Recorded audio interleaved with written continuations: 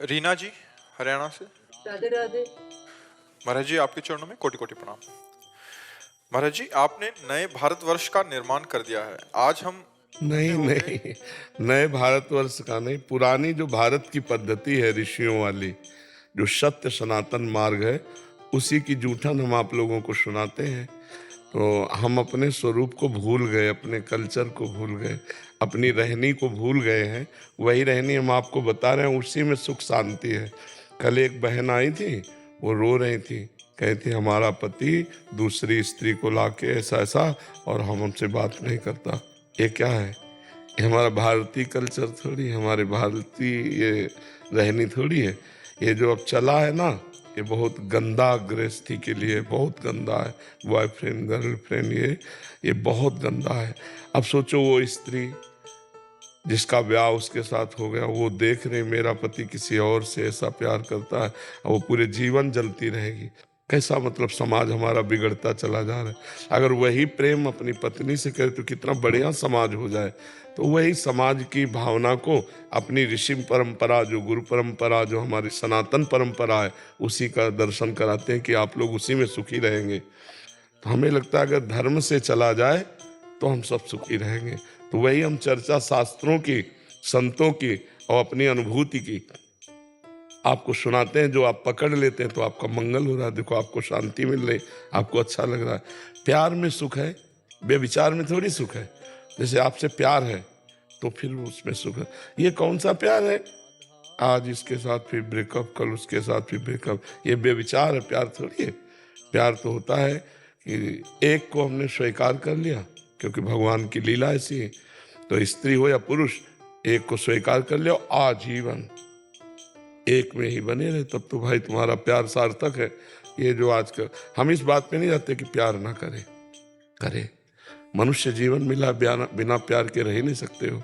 तो प्यार करो, लेकिन सोच समझ के, माता पिता के अनुकूल होकर, और एक से प्यार करो और आजीवन प्यार करो, तब तो प्यार। ये क्या ब्रेकअप क्या? तो फिर ब्याह हुआ तो जैसे वहाँ बॉयफ्रेंड से ब्रेकअप, ऐसे पति से ब्रेकअप। पति से ब्रेकअप को क्या कहते हैं अंग्रेजी में? डिवोर्स। हाँ, कितना गंदा जीवन यार। थोड़ा तो लज्जा आनी चाहिए, शर्म आनी चाहिए। ये अपनी भारतीय संस्कृति है, लोग इसको नहीं समझते हैं। तो उसी को हमारा प्रयास, हमारे भगवान की तरफ से प्रेरणा कि आप लोग सुधरो प्यार में। जैसे हम आपसे दोस्ती करें तो आपको देख के सुख मिलेगा। अब दोस्ती स्वार्थ रहित हो तब तो प्रेम हो। जब स्वार्थ है तो वासना है, प्रेम होता नहीं। और वासना में फिर दुर्गति ही होती है। मन बड़ा शांत हो जाता है, शरीर बड़ा शांत हो जाता है, और हमारी पूरी जीवन की शैली बिगड़ जाती है। इसलिए वासना से हटो, उपासना में लगो। अधर्म से हटो, धर्म में लगो। ये अंधकार में खेल है, इसमें कभी तृप्ति नहीं हो सकती। सत्य से चलो तो तुम्हारी पूजा हो जाएगी। वो तुम्हारी पूजा, वही काम पूजा बन जाएगा। जैसे गृहस्थी में और आप अपने एक पत्नी से भाव रखते हैं और संतान उत्पन्न, वही भगवान की पूजा हो गई, वही धर्म हो गया। और उसी को दूसरे के प्रति करो तो अधर्म हो जाएगा। तो ये भगवान ने प्रेरणा करी और वही सब कर रहे हैं कि आप तक वो बात पहुंचती हो, आप मान जाते हैं, वो आपका मंगल होता है। जी महाराज जी, आप आज हम धन्य हैं कि हमारा जन्म आपके समय में हुआ। अगर आप नहीं होते तो हमें पता ही नहीं चलता कि भगवान होते भी हैं। मतलब गुरुदेव, इनका एक प्रश्न है कि अगर आत्मा को उसके कर्मों का दंड स्वर्ग नरक में मिल जाता है तो फिर दोबारा जन्म में उसके कर्मों का हिसाब क्यों भोगना पड़ता है? आपने कभी इसमें देखा अपनी भारतीय कानून व्यवस्था में कि उसे 20 साल की सजा और 1 लाख का जुर्माना दिया जाता है, दिया जाता ना? तो ऐसे ही नरक की सजा और मृत्यु लोक में उसका जुर्माना, कर्म के अनुसार उसको एक जुर्माना भोगना पड़ता है और दंड मिलता है नरक में। स्पेशल दंड जो है वो नरक में उसको मिलता है। कुछ बचा खुचा जो जुर्माना है वो यहाँ मिलता है। यहाँ दंड पूरा नहीं मिलता है, पूरा दंड तो नरक में मिलता है। नरकों का वर्णन पढ़ो तो होश खराब हो जाएंगे कि कभी पाप नहीं करेंगे। ये जो शराब पीते हैं ना, गलाया हुआ लोहा उनको पिलाया जाता है। ऐसा नहीं कि आप यहाँ मनमानी आचरण कर सको। भेजे गए हो तो बिल्कुल आप भगवान की नज़र में हो। जो कर रहे हो भगवान देख रहे हैं, जो कर रहे हो उसका तुम्हें दंड अवश्य मिलेगा।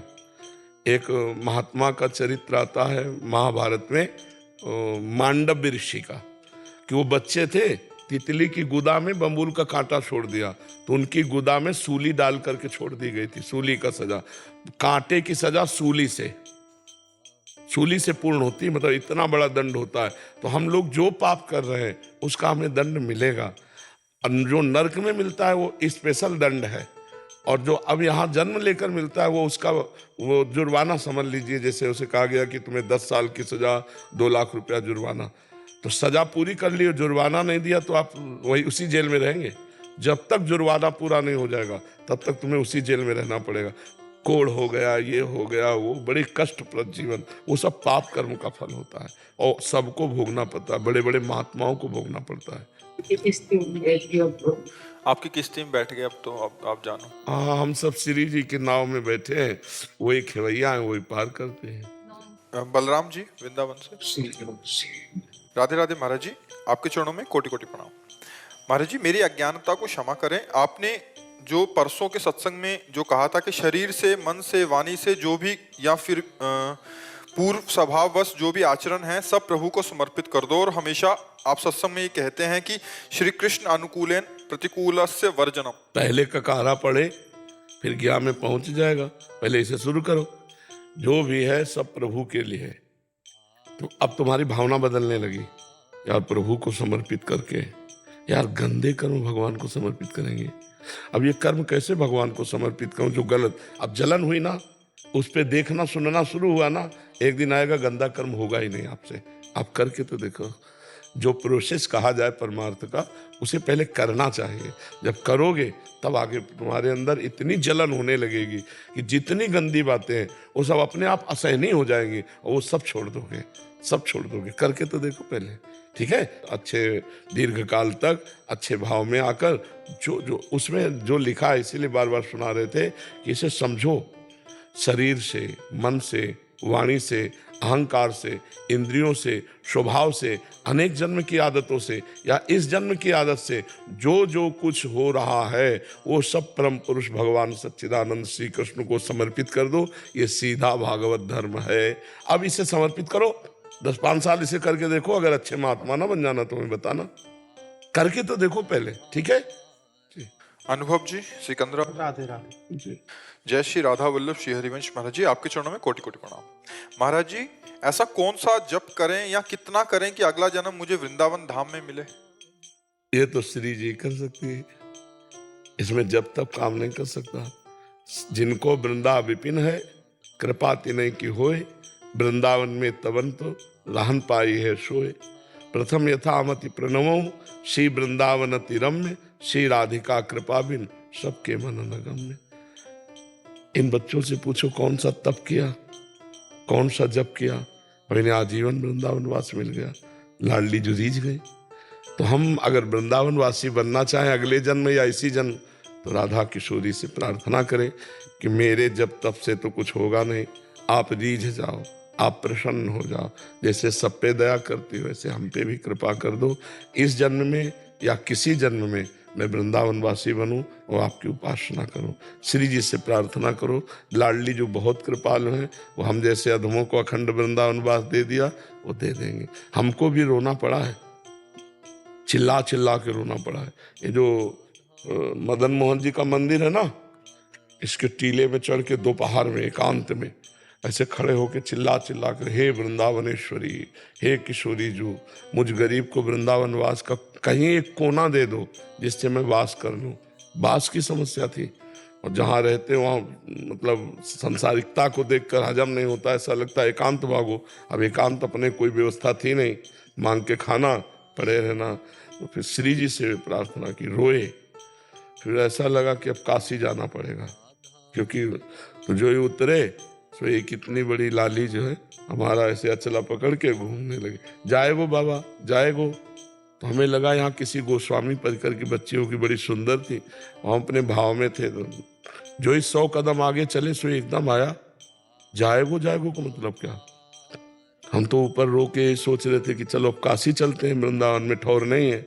फिर लौट आए, वहां देखा कोई लाली नहीं। आसपास पूछा कि यहाँ किसी गृहस्थों के, बोले यहाँ तो सब विरक्त जन रहते मदन मोहन के नीचे, बोले यहाँ तो कोई है। तो एकदम आया कि ये तो वृंदावनाधीश्वरी लाली के रूप में वही थी दूसरी। और जो ही हम आश्रम में गए तो वहाँ एक संत खड़े थे।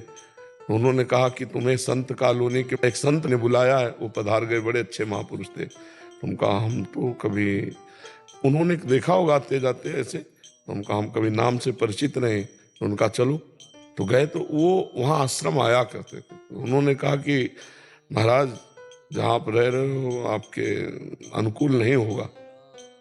कहा हाँ। बोले ये जगह खाली, यहाँ रह जाओ।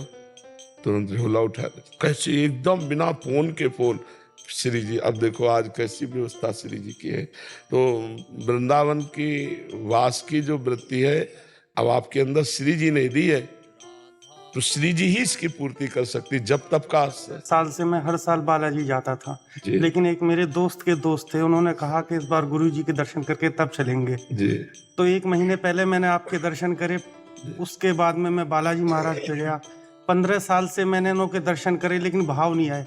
लेकिन इस बार आंखों में से आंसू अपने आप वहां पे जाके ऐसे निकले कि ऐसा लगा कि जैसे गुरु जी ने, बालाजी महाराज ने ये बोला अब सही जगह पहुंचा है तुम। उन्हीं की कृपा। और उसके बाद में 3 बार मैंने आपके दर्शन करे। आज मेरे को सौभाग्य मिला है कि मैं आपको सामने से देख पा रहा हूँ, सुन पा रहा हूँ। तो आप राधा राधा राधा रटो और प्यारी जो, हाँ, और प्यारी जी से प्रार्थना करो तो अगला जन्म के इसी जन्म में वास की व्यवस्था कर सकती है। उनकी व्यवस्था, हजारों लोगों को ऐसे व्यवस्था दी है जिनकी कोई व्यवस्था नहीं। आपको हजारों लोग ऐसे मिलेंगे जिनकी कोई व्यवस्था नहीं, और श्री जी ने बहुत बढ़िया व्यवस्था कर दी, बहुत बड़े। देखो जब वृंदावन आए थे तो एक व्यक्ति को नहीं जानते थे, एक पैसा नहीं था, खाने की व्यवस्था नहीं, किसी को जानते नहीं थे। आज देखो उनकी व्यवस्था है। कि जो मुझे लेके आए ना यहाँ पे जी। मैं उनसे पहले मिला था। हाँ, नशे में ही रहते थे। उनको जैसे देखा तो मैं एकदम शॉक हो गया कि कोई आदमी इतना जल्दी कैसे बदल सकता, सिर्फ आपकी कृपा से। जी जी, हाँ, श्री जी की कृपा से सब संभव है, श्री जी की कृपा।